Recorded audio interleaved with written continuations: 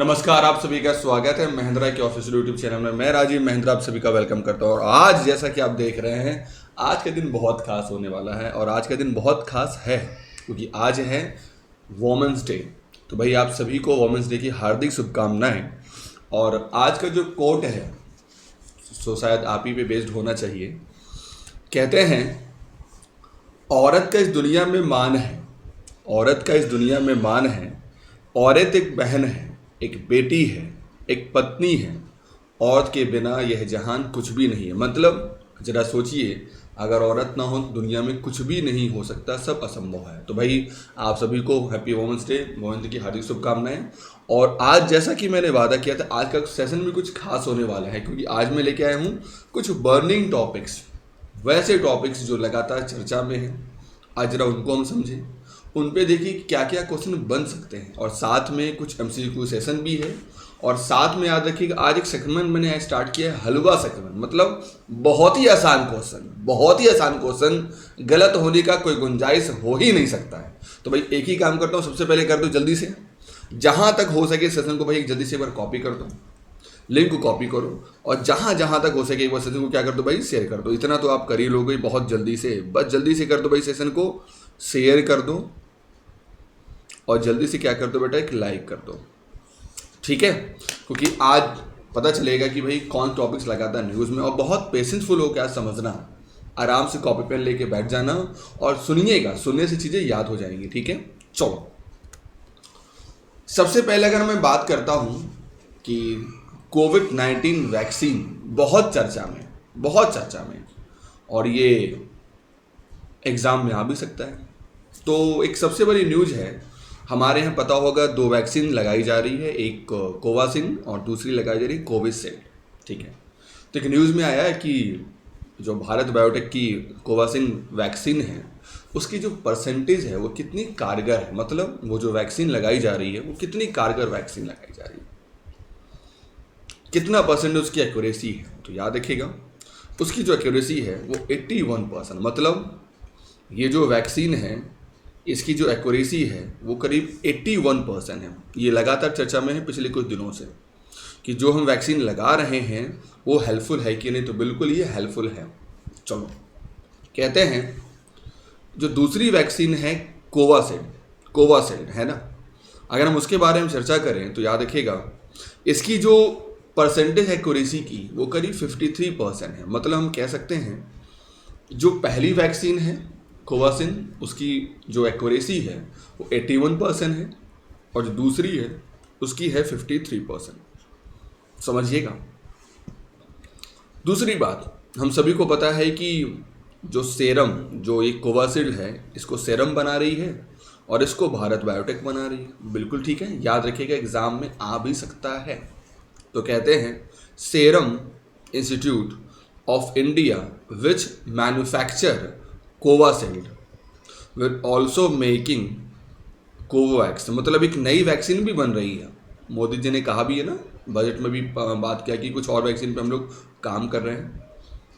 Covovax, a version of कोविड-19 vaccine developed by Maryland US based Novavax incorporation. उनके सहयोग से इस वैक्सीन पे भी काम कर रही है कौन, सेरम इंस्टीट्यूट, जो कि पता होगा हम सभी लोगों को पुणे में है। और ये भारत बायोटेक कहाँ पर बेटा, तो याद रखिएगा ये हैदराबाद में, ठीक है। याद रखना, ये लगातार हम लोग उन चीज़ों पे चर्चा करने वाले हैं जो लगातार न्यूज़ में है, चाहे वो कोविड-19 क्यों ना हो, चाहे वो पटना का डॉल्फिन पार्क क्यों ना हो, उस पर हम लोग चर्चा करने वाले हैं आज, ठीक है। फाइजर एंड बायोनेट, याद रखेगा BNT162b2 which is currently not available in India. Pfizer कहते हैं इसकी जो एक्यूरेसी है वो करीब 95% है, जो हमारे यहाँ भी अवेलेबल नहीं, क्योंकि इसका जो टेम्परेचर है ना, वो टेम्परेचर बहुत ज़्यादा, इवन बहुत कूल होना चाहिए, ठंडे में होना चाहिए, बहुत माइनस में होना, जो हमारे यहाँ पॉसिबल नहीं है। याद रखिएगा, फाइजर और जो बायोटेक का जो दूसरा वर्जन है BNT162b2, जिसकी एफिशिएंसी 95% है, वो हमारे देश में उपलब्ध नहीं है फिलहाल। बट याद रखिएगा इट मे बी फ्यूचर में आ सकता है। तो समझना कौन सा हमारे यहाँ नहीं है, एक फाइजर और दूसरा हमारा BNT162b2। आगे चलते हैं। दूसरा सबसे बड़ा बर्निंग टॉपिक लगातार देखने को मिल रहा है डॉल्फिन के ऊपर। कहते हैं इंडिया का पहला, मुझे बताइए आप लोग सभी लोग कमेंट बॉक्स में, इंडिया का फर्स्ट डॉल्फिन रिसर्च सेंटर कहाँ पर स्टार्ट होने वाला है बहुत जल्दी? मुझे बताइए कमेंट बॉक्स में जल्दी से लिखें।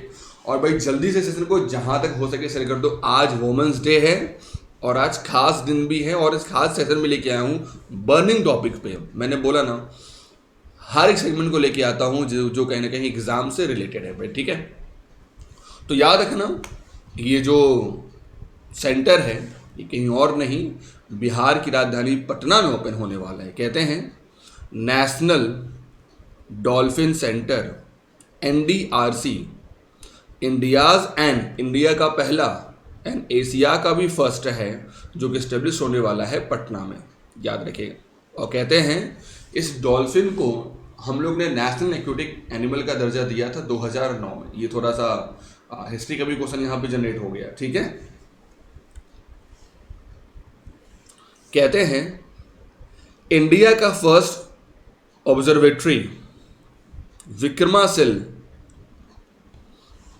गैंगटेक्टिक dolphin sanctuary for the mammal in Bhagalpur में चर्चा में रहा पिछले कुछ दिनों से। याद रखिएगा इसमें ये चर्चा में क्यों है, क्योंकि ये 2019 में ही पास हो गया था बनने के लिए, बट कुछ कारणवश ये बन नहीं पाया। लेकिन इस बार कहा जा रहा है कि हम इसको एनी हाउ बना देंगे। कहाँ पर बना देंगे बेटा? पटना में बना देंगे। तो याद रखना भारत का पहला डॉल्फिन अनुसंधान केंद्र जल्दी ही कहाँ होने वाला है? तो बिहार की राजधानी पटना में यह ओपन होने वाला है। आगे चलते हैं। कहते हैं Ganga river dolphin conservation programme एक स्टार्ट किया गया था।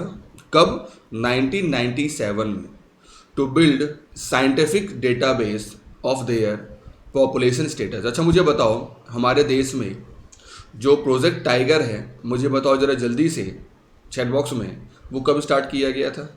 मैं देख रहा हूँ सभी लोगों को, मुझे बताओ जरा जल्दी से कि जो प्रोजेक्ट टाइगर है वो कब स्टार्ट किया गया था? तो याद होगा ये स्टार्ट हुआ था बेटा 1973 में।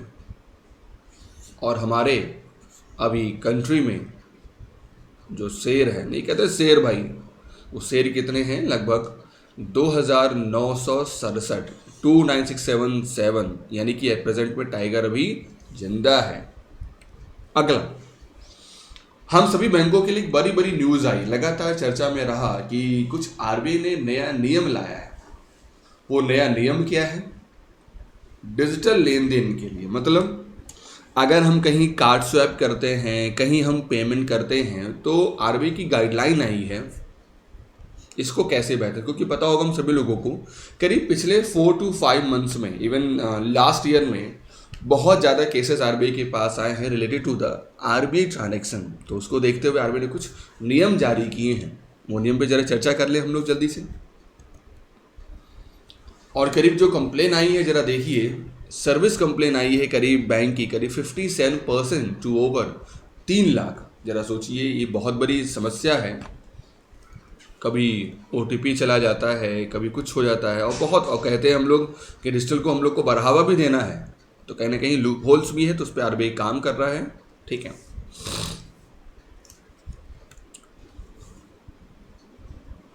और इस कोविड-19 में जब गवर्नमेंट ऑफ इंडिया ने प्रमोट किया डिजिटल, जरा सोचिए, क्योंकि हर कुछ डिजिटल हो गया भाई, डिजिटल पेमेंट भी किया जा रहा है आजकल। देख तो कैश यूज कम होता है।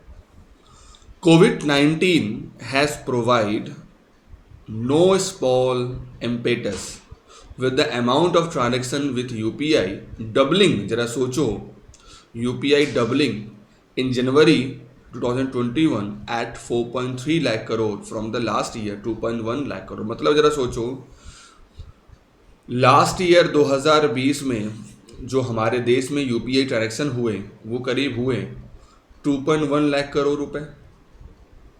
और जरा सोचो इस साल ये हो गए हैं जनवरी में लगभग 4.3 लाख करोड़ रुपए। मीन्स कहीं ना कहीं हम लोग देख रहे हैं कि जो ट्रांजैक्शन हो रहा है वो बहुत बहुत ज़्यादा हो रहा है ना। तो उसको देखते हुए कहीं ना कहीं ये बहुत ज़रूरी है कि थोड़ी सी सिक्योरिटी पे फोकस की जाए। तो याद रखिएगा, दिस इज़ वेरी इंपॉर्टेंट। अगर हम बात करते हैं क्या करना चाहिए, व्हाट द गाइडलाइन, तो कहते हैं एक बड़ी न्यूज़ आई, आरबीआई ने कहा कि फॉर मोबाइल एप्लीकेशन, जरा सुनिएगा ध्यान से, where the service authentication tool such as one time password are received on the same device. मतलब जैसे सुना होगा आपने, आजकल तो भाई हर लोग दो दो मोबाइल रखते हैं, तीन तीन मोबाइल रखते हैं, तो मैसेज किसी में और आता है और ऐप किसी दूसरे फ़ोन में है, आ रहा है ना, देखते भी हो। जैसे भाई मेरे पास दो फ़ोन है, सुना होगा आपने, एक फ़ोन ए है, एक फ़ोन बी है। तो भाई बी में एक्सेस का ऐप है, बट जो एक्सेस में नंबर है वो ए में लगा हुआ है।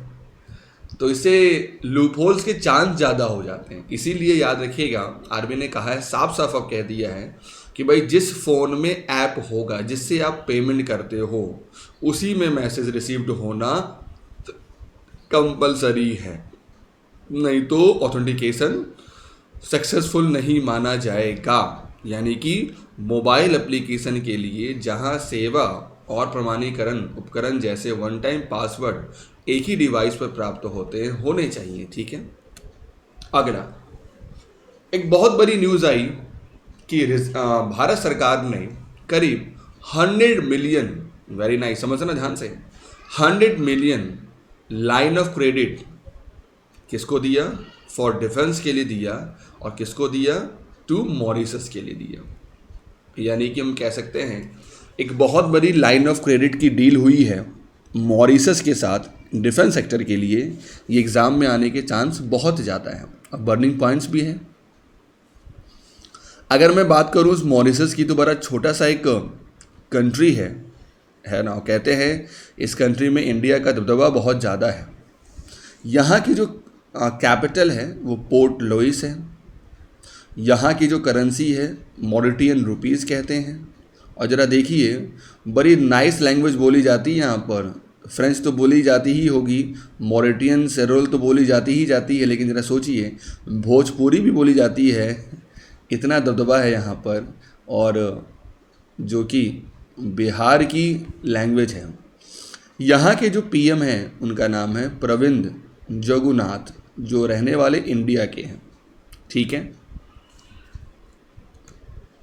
कहते हैं मॉरिशस के पीएम प्रवीण जगन्नाथ जी के साथ खड़े विदेश मंत्री जी ने कहा, भारत को एक व्यापक आर्थिक सहयोग और साझेदारी समझौते में प्रवेश करने का अधिकार है। मतलब एग्ज़ाम में ये पूछ सकता है आपसे कि ज़रा बताइए, अभी रिसेंटली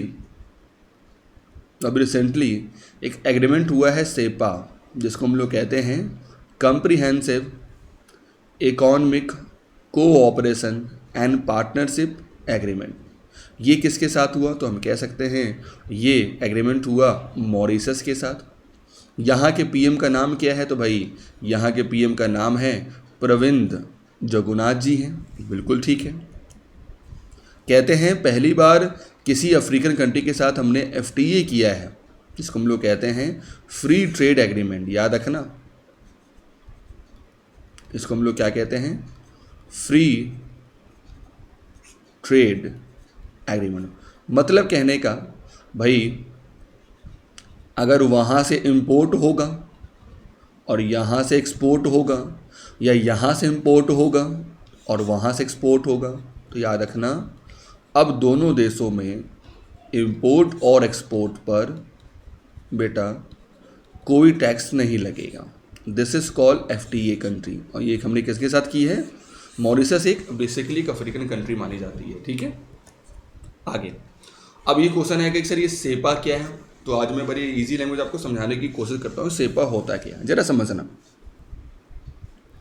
बड़ी आसान लैंग्वेज में कहते हैं इंडिया ने जापान से कहा, इंडिया ने जापान से कहा, समझना ज़रा ध्यान से, इंडिया ने जापान से कहा कि भाई एक काम करो, और हम लोग कुछ मिल के करते हैं मेट्रो के लिए। और हम लोग कुछ मिल के करते हैं बेटा मेट्रो के लिए। तो जापान ने कहा ठीक है हम पूरा सपोर्ट करेंगे, हम पूरा सपोर्ट करेंगे, बट हम फाइनेंशियल सपोर्ट नहीं करेंगे, हम फाइनेंशियल सपोर्ट नहीं करेंगे, हम मैन पावर का सपोर्ट करेंगे, हम लैंड प्रोवाइड करा देंगे, आपके देश में कुछ हेल्प कर देंगे, हम इक्विपमेंट्स आपको दे देंगे, बट हम पैसा नहीं दे सकते। तो इंडिया ने कहा एग्री है, कोई इशू नहीं। और दोनों देशों में एक समझौता हो गया, एक एग्रीमेंट हो गया, है ना। इंडिया और जापान, ज़रा समझना इसको ध्यान से, बहुत इंपॉर्टेंट है। आज का टॉपिक ही है burning points to all the member. Session को जरूर एक बार सभी लोग शेयर कर दो भाई। तो इसको नाम दिया गया सेपा, नहीं सेसा, ज़रा समझना, कंप्रीहेंसिव इकोनॉमिक कोऑपरेशन एग्रीमेंट। इसके बाद जापान ने कहा ठीक है हम पैसा भी लगाएंगे आने वाले समय में।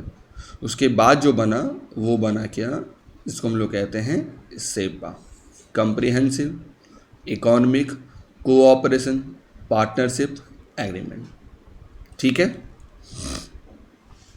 कहते हैं the agreement will provide concessional access to 310 export item from India including agriculture product, textile, base metal and chemical. कहते हैं भारत में 310 वस्तुएं जब आज से निर्यात होंगी, तो जो निर्यात होगा उसमें ये सब चीज़ें बेनिफिट दी जाएंगी।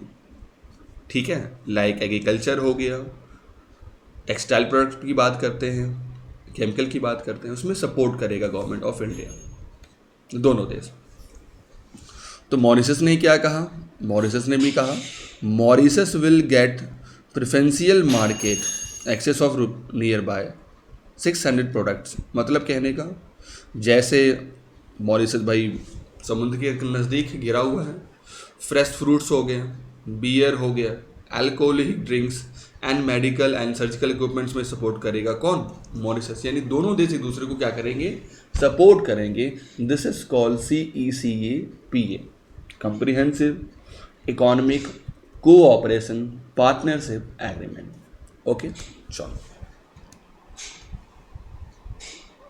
अदर कुछ एग्रीमेंट्स भी हुए हैं मॉरिशस के साथ। ठीक है, सबसे पहले क्या कहा गया, the setting up A renal transplant unit at the Jawaharlal Nehru hospital with Indian support. यानी कि इंडिया के सपोर्ट से वहाँ पे एक हॉस्पिटल बनाया जा रहा है जिसका नाम है जवाहरलाल नेहरू हॉस्पिटल। उसके बाद 8 megawatt solar farm to help Mauritius achieve its target of generating 35% of total energy from renewable source by 2025। Cooperation on consumer production, यानी इस पे सपोर्ट कर रहा है भारतीय। पहला याद रखना है किस पे कर रहा है, हॉस्पिटल हो गया। दूसरा किसकी बात हो रही है, सोलर एनर्जी की बात हो रही है ना। और साथ में पता होगा इंडिया ने वैक्सीन की डोज दी है करीब 1 lakh. India's vaccine diplomacy, India gave 1 lakh doses of Covid vaccine to the country. और साथ में हमने वैक्सीन भी दी है किसको, मॉरिशस को। ठीक है, उसके बाद एक न्यूज़ आई बहुत ज़्यादा और चर्चा में रही पिछले कुछ दिनों से कि अब जितने भी सरकारी बैंक के साथ साथ जो प्राइवेट बैंक्स होंगे वो भी पार्टिसिपेट कर पाएंगे सरकारी योजनाओं में। यानी कि अभी हाल ही में पता होगा आप सभी लोगों को कि गवर्नमेंट ऑफ इंडिया ने centre lift ban on private banks for government transaction. यानी कि जो भी गवर्नमेंट स्कीम्स होती हैं, चाहे वो पेंशन हो गया, चाहे अकाउंट्स, उनमें प्राइवेट बैंक भी पार्टिसिपेट कर सकते हैं। पहले क्या होता था, सुना होगा आपने, बैन कर दिया था कि भाई अगर जनधन खाता ओपन करवाना है तो भाई आपको किसी पब्लिक सेक्टर बैंक में ही जाना होगा। बट अब ऐसा नहीं है, कोई भी प्राइवेट बैंक में भी ये अकाउंट ओपन होगा। भाई अगर पहले क्या होता था पता होगा आप लोगों को, अगर पेंशन लेना है तो हमें किसी पीएसबी में जाना होगा बेटा, वैसा नहीं है। यानी सरकार ने कहा कि बिल्कुल दोनों का अधिकार है, अब दोनों धीरे धीरे क्या होंगे, पार्टिसिपेट करेंगे। किन्हीं को भी बेटा कुछ भी डाउट हो तो आप इस टेलीग्राम चैनल में जरूर जुड़ जाइएगा, जिसका नाम है राजीव महिंद्रा जी, ठीक है। अब ये क्यों किया गया, इसके सबसे बड़ा क्वेश्चन ये है, तो ज़रा समझना। अब प्रेजेंट में क्या होगा, जैसे जनधन अकाउंट एक्सिस बैंक हो गया, धनलक्ष्मी बैंक हो गया, फेडरल बैंक हो गया, एचडीएफसी बैंक हो गया, इन सभी प्राइवेट बैंक्स में ओपन किया जाएगा। यानी कि जो भी गवर्नमेंट की सर्विसेज हैं वो अब हम प्राइवेट बैंक से भी अवेल कर सकते हैं। कहते हैं private blender will now have to get authorized by the RBI before they can begin operating in government related transaction। मतलब आरबीआई ने ये कहा है कि भाई अगर आप पार्टिसिपेट करोगे सरकारी वर्किंग में, गवर्नमेंट चीज़ों को, तो आपको पहले मुझसे अनुमति लेनी होगी, है ना। अब आज का मोस्ट अवेटेड सेगमेंट, जिसको हम लोग कहते हैं ना MCQ सेक्शन, ताबड़तोड़ बैटिंग करिएगा, ठीक है, एकदम बहुत ही शानदार क्वेश्चंस आज के हैं, ठीक है। Which technology gained partner with government of Goa to provide free online courses to student job seeker of the state। राज्य के छात्रों, नौकरी चाहने वालों को मुफ्त ऑनलाइन पाठ्यक्रम प्रदान करने के लिए गोवा सरकार ने किस दिग्गज के साथ भागीदारी की है, तो उसका नाम है दोस्तों विप्रो के साथ किया, ठीक है। अभी हाल ही में वर्ल्ड बैंक ने प्लान किया है कितने रुपए देने के लिए, to grant a credit guarantee scheme to support India solar rooftop project. यानी विश्व बैंक ने भारत की सौर रूफटॉप परियोजनाओं का समर्थन करने के लिए लगभग कितने रुपए की क्रेडिट गारंटी की योजना की बात की है, तो याद रखना $100 मिलियन देने की बात कही है, किसने बेटा, वर्ल्ड बैंक ने, ठीक है। Which university topped in 11th QS world university ranking for 2021। कहते हैं 2021 के 21वीं QS वर्ल्ड यूनिवर्सिटी रैंकिंग में कौन सा विश्वविद्यालय शीर्ष पर रहा, Boston, Oxford, Stanford university, Massachusetts institute of technology MIT US। तो याद रखना जो बेटा टॉप में रहा वो रहा MIT। कौन टॉप में रहा, MIT US का टॉप में रहा। और कहते हैं इस रैंकिंग में भारतीयों की यूनिवर्सिटी है करीब हमारे देश की 12 इंडियन यूनिवर्सिटी का भी नाम दिया गया है 100 पोजीशन के अंदर। मतलब भारत की करीब 12 ऐसी यूनिवर्सिटी हैं जिनको टॉप 100 में से दर्जा दिया गया है, ठीक है। वो 12 कौन सी हैं अगर मैं बोलूं, तो जैसे एक हमारा हो गया IIT मद्रास हो गया हमारा, जिसकी रैंकिंग 30th नंबर पर है, याद रखना वेरी इंपॉर्टेंट। एक बेटा IIT बॉम्बे हो गया और IIT खड़गपुर हो गया जो 41-44 पर है। उसके बाद एक हो गया हमारा ISSC बेंगलोर जो 78 नंबर पर है। उसके बाद वही यूनिवर्सिटी 93 नंबर पे भी है केमिस्ट्री सेगमेंट्स के लिए। IIT दिल्ली की जो रैंकिंग है बेटा 54 नंबर पर है in electrical and electronical engineering. मतलब जो यूनिवर्सिटी है वो किस फील्ड में बेहतर कर रही है उसके हिसाब से रैंकिंग दी जाती है। OP जिंदल ग्लोबल यूनिवर्सिटी का जो रैंक है वो 76 नंबर पर है। The Birla institute of technology and science is rank ये 151 लिस्ट में है। मणिपाल एकेडमी हो गया, है ना। द IIM बेंगलोर हो गया, IIM अहमदाबाद हो गया, द 76 नंबर पर है, 80th नंबर पर है। ओके, तो याद रखना इसमें बहुत सारी चीज़ें एग्जाम में आ सकती हैं। पहला, कितनी यूनिवर्सिटी ऐसी हैं जिनको शामिल किया गया भारत की तरफ से, तो 12 हैं। सबसे अच्छी मानी गई है जिनका रैंक है IIT मद्रास का, जिसकी सबसे जो पोजीशन है वो 30th नंबर पर है। अगला, ऐसा कौन सा सिटी है जिसने टॉप किया है? एक रिपोर्ट आई है ईज ऑफ लिविंग इंडेक्स 2020। कहते हैं 1 लाख से अधिक श्रेणी के लिए, जहाँ मतलब एक ऐसा शहर जहाँ पर 1 लाख से ज़्यादा लोग रहते हैं, मिलियन प्लस, 10 लाख से ऊपर लोग रहते हैं, उस रिपोर्ट के हिसाब से वो शहर कौन सा टॉप पे है? बेंगलोर है, पुणे है, तो याद रखिएगा वो बेंगलोर है। कहते हैं याद रखना जो कैटेगरी है उसमें 2 चीज़ें हैं। अगर पूछता है कि category of population less than million तो कौन सा है city? Shimla is the right answer. और याद रखना the second and third rank are mark Bhubaneswar and Silvassa respectively in the category of population less than million. मतलब छोटे सिटियों में 1 नंबर पर शिमला है, दूसरे पर भुवनेश्वर है और तीसरे में सिलवासा है। कहते हैं as a municipal corporation council कहाँ का बेहतर है? तो याद रखिएगा वो बेहतर है न्यू दिल्ली का। ओके, और इस इंडेक्स में याद रखिएगा 111 सिटीज़ ने पार्टिसिपेट किया था।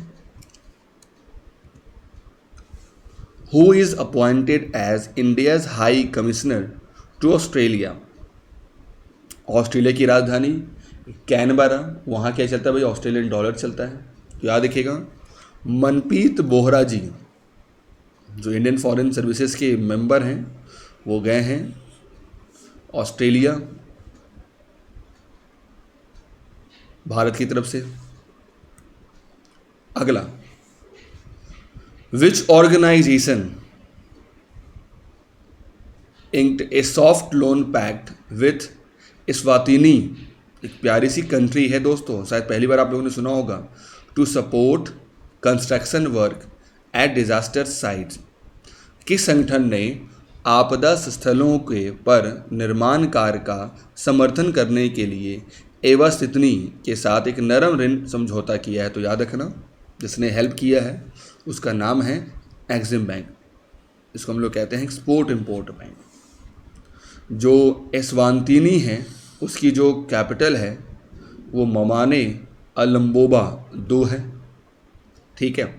यहाँ की जो करेंसी है स्वाजी लिलंगी, और बड़ा छोटा सा कंट्री है, 11.5 लाख पॉपुलेशन। अगला, which country sign a defence pact with India to purchase BrahMos cruise missile? किस देश ने ब्रह्मोस क्रूज मिसाइल खरीदने के लिए भारत के साथ एक रक्षा समझौते पर हस्ताक्षर किए हैं? यानी कि जो ब्रह्मोस हमारा इंडियन जेनस है, इंडिजेनस, उसको खरीदेगा कौन? खरीदेगा बेटा फिलीपींस खरीदेगा, जहाँ की राजधानी मनीला है। अगला, with which institute has the ministry of information and broadcasting partner to set up COE in the gaming sector? किस संस्थान के साथ सूचना और प्रसारण मंत्रालय ने गेमिंग क्षेत्र में COE स्थापित करने के लिए भागीदारी की है? IIT Kanpur, IIT Kharagpur, IIT Bombay, IIT Roorkee. तो याद रखिएगा इसका जो आंसर हमारा है वो IIT Bombay is the right answer. एक प्रतियोगिता है ना। अब आज का एक बार प्यारा सा सेगमेंट है दोस्तों, हलवा क्वेश्चन, मतलब इतना आसान की कोई लिमिट नहीं है। पहला क्वेश्चन, टाइम स्टार्ट ना हो, मुझे बताना लास्ट में कि आप लोग का स्कोर कितना है। खासकर मुझे सभी लोग बताइएगा कि आपका हलवा में कितना स्कोर आया। दिस इज वेरी इंपॉर्टेंट बेटा to all the member, this is very very very important to all member, ठीक है। IMF का हेडक्वार्टर कहाँ पर है? बच्चा वाला क्वेश्चन, आंसर हमारा क्या होगा? Washington DC is the right answer. अगला, IMF में कितने मेंबर होते हैं? कितनी बार बताया है? 190 मेंबर हो चुके हैं, और जो लास्ट मेंबर हैं उस कंट्री का नाम है अंडोरा। ओके, IMF का मेन फंक्शन क्या है? तो भाई गरीबों को मदद करना और साथ में BOT को मेंटेन करना। तो आंसर हमारा क्या हो गया? Both A and B। ASEAN में कितने मेंबर होते हैं? कितनी बार बताया? मेंबर 10 होते हैं और इसमें इंडिया मेंबर नहीं है भाई, इसीलिए तो ये हलवा है, इसीलिए तो ये क्या है? हलवा है। अगला, डेविड आर मालपास जो लगातार चर्चा में हैं, ये कौन से संगठन से जुड़े हुए हैं? भाई ये वर्ल्ड बैंक के चेयरमैन हैं, ये वर्ल्ड बैंक के chairman. Answer number 5 is the right answer. अगला, the current secretary general of UNO and the 9th occupant of the post, उनका नाम क्या है? तो याद रखना एंटोनियो गुटरेस साहब, याद रखिएगा यूएनओ के मेंबर हैं। इसी यूएनओ में 193 मेंबर हैं और ये इसका हेडक्वार्टर बेटा कहाँ पर है? तो ये है न्यूयॉर्क में है। ये कहाँ पर है? ये है न्यूयॉर्क में है। कहते हैं विश्व का सबसे गहरा महासागर, ओ माय गॉड, सबसे डीपेस्ट ओशियन, सबसे गहरा कौन है? जहाँ की मैरियाना गर्त है तो कहते हैं पैसिफिक ओशियन, मतलब बोले तो प्रशांत महासागर। वह 1.7 मील नीचे जा सकते हैं। समुद्र की औसतन गहराई लगभग 12,100 फीट है। महासागर का सबसे गहरा भाग चैलेंजर जो कहलाता है मारियाना गर्त। याद रखना, ये बहुत बार एग्जाम में बेटा आया है कि बताओ दुनिया की सबसे निचली स्तर का नाम क्या है जहाँ तक हम लोग पहुँच चुके हैं? मारियाना। अगला, all the following country are permanent member of the security council except, यानी सभी कंट्री संयुक्त राष्ट्र सुरक्षा परिषद के अस्थायी सदस्य हैं। कौन स्थायी सदस्य नहीं है? तो याद रखना बेटा जर्मनी नहीं है। 5 मेंबर हैं जो स्थायी सदस्य हैं, जिनको हम लोग बिग 5 के नाम से भी जानते हैं। उनमें कौन कौन है भाई? याद रखिएगा, चीन है, फ्रांस है, रूस है, यूनाइटेड किंगडम है और अमेरिका है। यानी कि चीन है, फ्रांस है, रूस है, यूके और अमेरिका है। अगला, दुनिया का सबसे बड़ा गुम्बद कौन सा है? अभी हाल ही में न्यूज़ में रहा था, सिंगापुर नेशनल स्टेडियम दुनिया का सबसे बड़ा गुम्बद है। और हमारे देश में कौन सा है? तो पता होगा, बाजीपुर। अगला, भारत में परमाणु अनुसंधान का जनक किसे कहा जाता है? भाई ये तो बड़ा ही आसान क्वेश्चन है। होमी जे भाभा जी को याद रखना, और इन्हीं के नाम पे भामा एटॉमिक रिसर्च सेंटर भी बनाया गया है। कहाँ पर? मुंबई में। ये कहाँ पर बनाया गया है बेटा? मुंबई में बनाया गया है, ठीक है ना। अगला, कॉन्गो की कैपिटल क्या है? The capital of Congo is known as, तो याद होगा, बहुत आसान है, खिंसा इसकी कैपिटल है। कॉन्गो की capital Republic of the Congo, और खिंसा इसकी क्या है बेटा? इसकी कैपिटल है। अंगोला लौंडा है, जाम्बिया लुसाका है। ऐसे ही सारी देखो कंट्री बगल बगल में ही है ना। युगांडा कंपाला, रवांडा बुरुंडी, है ना, सब अगल बगल कंट्री है। ऐसा कौन सा फिल्म है जिसको गोल्डन ग्लोब अवार्ड 2021 में बेस्ट फिल्म का अवार्ड दिया गया है? तो याद होगा, उसका नाम है नोमाडेनलैंड। बहुत ही फेमस मूवी है। और याद रखना, इस बार जो अवार्ड दिए गए हैं वो 2 कैटेगरी में दिए गए हैं। कैटेगरी ए क्या है? Winner for the film category, याद रखना, और दूसरी है, याद रखना, टेलीविज़न के क्षेत्र में। मतलब कि दोनों ही क्षेत्र में गोल्डन ग्लोब अवार्ड इस बार दिए गए हैं। पहला है बेस्ट फिल्म, नोमाडेनलैंड ड्रामा के लिए मिला। बेस्ट डायरेक्टर बेटा जाओ जी। बेस्ट एक्टर याद रखना Andra day. Best actor male Chadwick Boseman. उसके बाद टीवी सीरीज़ की बात करते हैं तो द क्राउन को मिला। बेस्ट टीवी सीरीज़ में बात करें तो याद रखना सिचित क्रीक म्यूजिकल कॉमेडी के लिए मिला। ओके, तो भाई मुझे ज़रूर बताइए कि आज का सेशन आपको कैसा लगा, क्योंकि आज मैं लेके आया हूँ टोटली चेंज सेशन, अलग, एकदम अलग, महिलाओं पे विशेष दे, बर्निंग टॉपिक्स की बात करते हैं, है ना। और जैसा भी आपको सेशन लगे मुझे ज़रूर बताइए। इस सेशन को ज़रूर लाइक करिए और सेशन को शेयर करिए। और कुछ भी डाउट होता है तो आप मुझे यहाँ दीजिए @राजीव महिंद्रा GA पर। ओके, और कल मैं करा रहा हूँ बहुत ही ताबड़तोड़ बैटिंग टुमारो। और हाँ, आज मंडे है तो बाय टुडे 7:30 पर मुलाकात करते हैं शानदार स्टैटिक के शो के साथ, ठीक है। ताबड़तोड़ 50 क्वेश्चन नहीं लेके आऊँगा उनके लिए जिनका टारगेट SSC है, रेलवे है या बैंक, कहीं भी जिसमें स्टैटिक आता है। ओके, और अगर अभी तक आपने सेशन को लाइक नहीं किया तो सेशन को लाइक भी कर दीजिए, शेयर भी कर दीजिए। और अगेन हैप्पी वुमेन्स डे। बेटियां सौभाग्य से होती हैं। Every daughter has a father but not necessary every father has a daughter. तो बेटियां वुमेन बहुत ही सौभाग्य से है यार, हमेशा इनका रिस्पेक्ट करिए। Okay, thank you to all, take care, bye bye.